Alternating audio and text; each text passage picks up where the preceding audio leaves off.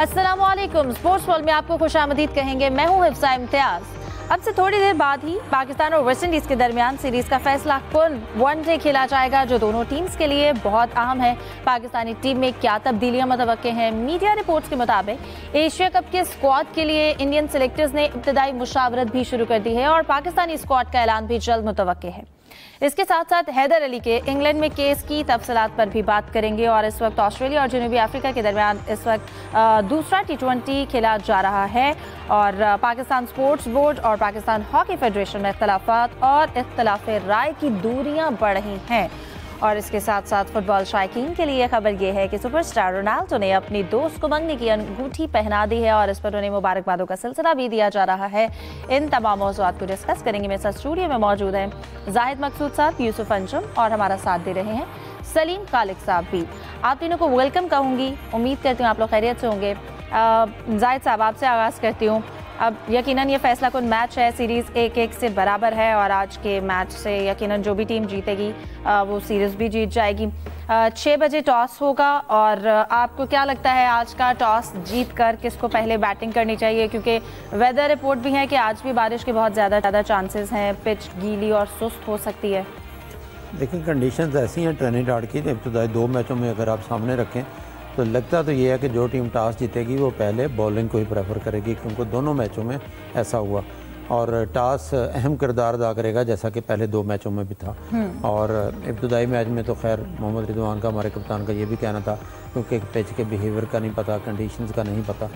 और आज का मैच इसलिए भी अहम है क्योंकि पिछले 30-31 साल में पाकिस्तान 10 दफ़ा वनडे सीरीज़ जीत चुका है वेस्ट इंडीज़ के खिलाफ। और आज का मैच बहुत अहम है पाकिस्तान के लिए भी और ख़ास तौर पर वेस्ट इंडीज़ के लिए, जो वर्ल्ड कप के लिए क्वालिफाई करने के लिए अपनी उम्मीद को मज़ीद जो है वो ज़िंदा रखना चाहते हैं। और अभी आपको याद होगा पिछला मैच जब उन्होंने जीता तो 10वें से 9वें नंबर पर आ गए थे।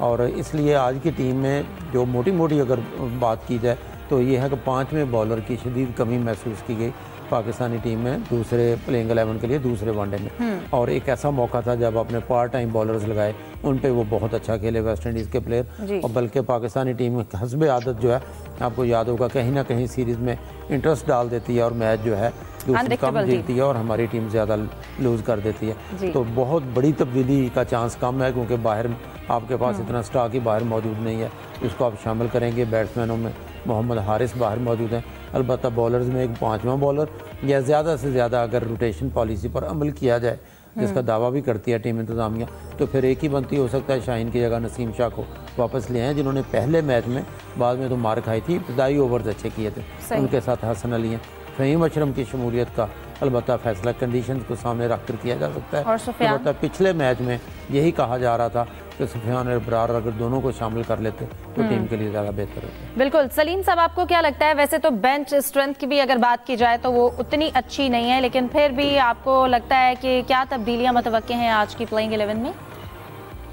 सुफियान को उनको खिलाना चाहिए और टॉस के ऊपर तो जाहिर है किसी का इख्तियार नहीं होता, वो तो टिक्का जिस रुख पे गिरे हुई है। लेकिन मौसम का आज भी मैं जितना पढ़ रहा था वो यही था कि बारिश होती रहेगी और जिस तरह से पहले भी तस्वीरें आई है ग्राउंड में कवर वगैरह लगे हुए हैं, तो इसलिए अगर पहले पाकिस्तान की बैटिंग हुई तो उस मैच की तरह मसाइल का सामना करना पड़ सकता है पाकिस्तान को और फिर जिम्मेदारी से खेलना पड़ेगा।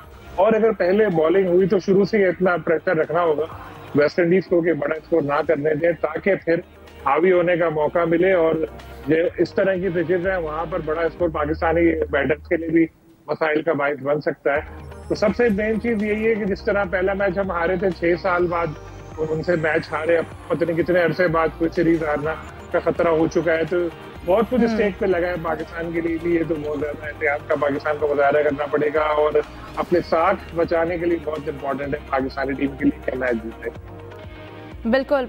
यूसुफ, आपको क्या लगता है आज की सीरीज़ पाकिस्तान के लिए जीतना बहुत ज़रूरी है? इसके साथ साथ बाबर आजम की परफॉर्मेंस की बात की जाए, उनका परफॉर्म करना, और लास्ट मैच में हमने जैसे कि कप्तान की हिकमत अमली की बात कर रहे थे, उनकी भी एक कप्तानी का जो अहम किरदार है मैच के जीतने में, तो क्या लगता है क्या स्ट्रेटजी होनी चाहिए? रिजवान का किरदार कितना अहम है? देखें, रिजवान पर पहले चूँकि सवालिया निशान है, उनकी कप्तानी के हवाले से लोग मुख्तलिफ बातें कर रहे हैं और मेरे ख्याल में ये सीरीज़ उनके फ्यूचर का फैसला करेगी कि पाकिस्तान क्रिकेट बोर्ड उनके हवाले से क्या सोच रहा है।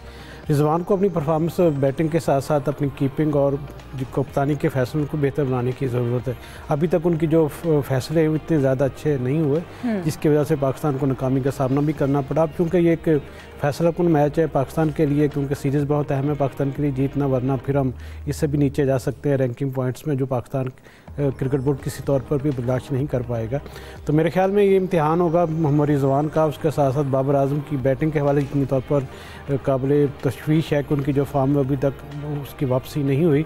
जिस तरह उनको तवक्कुआत की जाती हैं, लोग उनसे प्यार करते हैं, उनसे चाहते हैं कि बाबर आजम रन करें। एक तवील अरसा से उनकी जानब एक बड़ी इनिंग्स की ज़रूरत है जो उन पर कर्ज़ है, और यकीनी तौर पर आज उम्मीद की जा सकती है कि बाबर आजम अच्छा परफॉर्म करेंगे। और उनके साथ अगर शहनशाह अफरीदी खेलते हैं आज के मैच में भी, तो यकीनी मेरे ख्याल में पाकिस्तान के लिए एक अच्छा होगा कि दोनों परफॉर्म करें। दोनों स्टार हैं, दोनों से बहुत ज़्यादा लोगों को तवक्कुआत है, और हमेशा इन्होंने परफॉर्म भी किया माजी में, और पाकिस्तान की टीम के जीत में किरदार भी अदा किया। लेकिन चूँकि ये परफॉर्म नहीं कर पा रहे, इसलिए लोग ये चाहते हैं कि दोबारा इनकी जो फॉर्म है वो वापस आए, क्योंकि आगे एशिया कप भी है और उससे पहले T3 मुल्क की सीरीज़ भी है। तो अगर बाबर आजम आज परफॉर्म करते हैं तो मेरे ख्याल में फिर उनके कुछ चांसेस बन सकते हैं। लेकिन अगर वो परफॉर्म नहीं कर पाए तो फिर मेरे ख्याल में लोग ये भी बातें करना शुरू हो जाएंगे बाबर को अब वनडे क्रिकेट से भी रेस्ट करवा देने की ज़रूरत होगी। तो यकीनी तौर पर रिजवान, बाबर और शहीन के लिए एक आज का जो मैच है ख़ासा एक इम्तिहान होगा। और पाकिस्तान टीम के लिए भी जीत इसलिए ज़रूरी है कि पाकिस्तान को अपना जो मोमेंटम है उसको बरकरार रखना है। 3 मुल्क की सीरीज़ है, फिर एशिया कप में इंडिया के साथ मैच है। तो अगर आज पाकिस्तान की टीम सुरखरू होकर मैदान से आती है तो मेरे ख्याल में इसके अच्छे जो समरात होंगे आने वाले मैचेस पर भी पड़ेंगे। बिल्कुल, इसके साथ साथ जैसा कि जाहिद साहब यूसुफ ने भी जिक्र किया, एशिया कप के हवाले से भी ये मैचेस जो हैं वो बड़ी अहमियत के हामिल हैं। लेकिन अगर एशिया कप के स्क्वाड की बात की जाए तो इंडियन सिलेक्शन कमेटी ने इस हवाले से गौर भी शुरू कर दिया है। लेकिन क्या लगता है इंडियन मीडिया अभी भी कोई तनकीदी मुहिम चलाएगा, और इस बात का कितना इम्कान है कि ज़्यादातर नए खिलाड़ियों को मौका दिया जाएगा? देखिए, लगता तो ये है कि इंडिया का यकीनी तौर पर जो इंडिया स्क्वाड का भी ऐलान करेगा, इंडिया हिस्सा भी लेगा, जिस इस सिलसिले में बहुत ज़्यादा डिटर्मिनेशन दिखाई है यूसुफ अंजम साहब ने कि एशिया कप होगा, टाइम पे होगा, बाइकाट करने का उनका कोई सवाल नहीं है। लेकिन जहाँ तक उनके मीडिया की मुखालफत का तल्लुक है वो तो जारी रहेगी। सोशल मीडिया मुहिम भी और आम टीवी के मुहिम भी, वो तो क्योंकि लेजेंड्स की भी एग्जांपल देते हैं कि वहाँ पर 2 मैचेस पाकिस्तान ने इन्होंने नहीं खेले, इंडिया ने नहीं खेले, प्रेशर बरकरार रखने की कोशिश होंगी। लेकिन कतई कलामी के लिए माजरत चाहूँगी, लेकिन हमें ज्वाइन किया है इंग्लैंड से हमारे नुमाइंदा खुसूसी नसीम सिद्दीकी साहब ने। मैं चाहूँगी कि उनसे एक अहम टॉपिक है उसके ऊपर मैं राय ले लूँ, उसके बाद हम इस टॉपिक को कंटिन्यू करेंगे और बाकी पैनलिस्ट से भी इस पर राय लेंगे। नसीब साहब, आपको वेलकम कहूँगी प्रोग्राम में। आजकल comic cricketer Haider Ali England में हैं, जहाँ पर उन पर एक केस जो है वो चल रहा है। इस हवाले से आप क्या बताएंगे वहाँ पर, क्योंकि आप मौजूद हैं, हालात क्या देख रहे हैं इस वक्त? जी बिल्कुल, पहले तो आपका बहुत बहुत शुक्रिया प्रोग्राम में लेने के लिए और सारे साथियों को सलाम। देखिए, हैदर अली पे जो ज्यादती का इल्ज़ाम लगा है वो एक ब्रिटिश पाकिस्तानी खातून है जो पिछले 2 हफ्तों जब ये केस हुआ था उससे भी 2 हफ्तों पहले से हैदर अली के साथ राब्ते में थी। मैनचेस्टर के होटल में 23 जुलाई को उनकी मीटिंग भी हुई थी, वहाँ पे भी वो मौजूद थी। तो उनका काफ़ी उनके साथ लंच भी किया था, मिलना जुलना भी था। ये खातून जो है तकरीबन 20 बरस से ज़ायद इनकी उम्र है, और 23 जुलाई को पहली बार हैदर अली के मैनचेस्टर में इनकी होटल में मुलाकात हुई थी। खातून तकरीबन 2 हफ्तों के बाद 4 अगस्त को हैदर अली के ऊपर उन्होंने इल्ज़ाम लगाया। तो जब पहली मुलाकात थी उसके बाद खातून ने 1 अगस्त को कैंट के इलाके एशफोर्ड से हैदर अली से मुलाकात की। फिर लंच के बाद शहर में चहलकदमी भी की। हैदर अली और खातून को रेस्टोरेंट में भी देखा गया है। तो 2 गवाहों के मुताबिक वो दोनों मामूल की गुफ्तगू करते रहे, गपशप करते रहे और हंसी मजाक भी आपस में करते थे। तो गवाहों के मुताबिक जो है वो तो उनके आपस में बड़ा ही एक अच्छा ताल्लुक देखने को मिला। लेकिन उसके बाद आपने देखा कि उन्होंने रिपोर्ट की कि उन्होंने हैदर अली ने उनको रेप किया, रेप का इल्ज़ाम लगाया गया। फिर मैनचेस्टर पुलिस ने हैदर अली को गिरफ्तार भी कर लिया। तकरीबन 3 दिन उनको अपने पास रखा, लेकिन फिर जमानत पे रिहा कर दिया। और अभी ये इस केस में जो है वो इन्वेस्टिगेशन आगे चल रही है। अच्छा नसीम साहब, इस हवाले से भी कहिएगा कि पीसीबी की जानिब से जो रद्द-ए-अमल सामने आया, आप क्या लगता है जो मुक़्तदर हल्के हैं क्या कहते हैं, क्या वो रद्द-ए-अमल बरवक्त था, काफ़ी था? और इसके साथ साथ जो मुअत्तली का फैसला किया गया है क्या वो काफ़ी है या मज़ीद कोई सख्त इक़दाम भी उठाने चाहिए थे? देखिए, जब सिर्फ इल्ज़ाम अभी लगा ना तो उस वक्त तो सिर्फ मुअत्तल ही करते थे, ताकि जब तक इल्ज़ाम साबित ना हो जाए तो उस वक्त उससे पहले जो है पीसीबी कोई फैसला नहीं कर सकता। लेकिन पीसीबी ने साथ साथ ये भी कहा कि उन्हें हर किस्म की मुआवनत दी जाएगी। तो मेरे ख्याल से ये बेहतर फैसला था कि उनको मुआवनत जरूर दी जाए यहाँ पे, और देखा जाए कि वाकई वो इसकी वाकई में इन्वॉल्व है भी या सिर्फ उन पर इल्जाम लगाया गया। अगर इल्जाम लगाया गया तो फिर तो उनकी उस लड़की के ऊपर भी केस होना चाहिए, और उसमें पीसीबी को चाहिए कि वो खुली तौर पे हैदर अली को सपोर्ट भी करे। लेकिन जब तक पुलिस की तरफ से कोई फाइनल वर्डिक्ट नहीं आ जाता, उनको चार्ज करते हैं या चार्ज नहीं करते, जब तक ये क्लियर नहीं हो जाता तो बाकी तो एम्बिग्यूटीज है। जब तक देखते हैं कि आगे जाके मामला किस रुख से जाते हैं। ठीक है, नज़ीम सदीकी साहब आप हमारे साथ मौजूद थे इंग्लैंड से, बहुत शुक्रिया आपके वक्त का। डिस्कशन को जारी रखेंगे, एक ब्रेक के बाद हमारे साथ रहिए।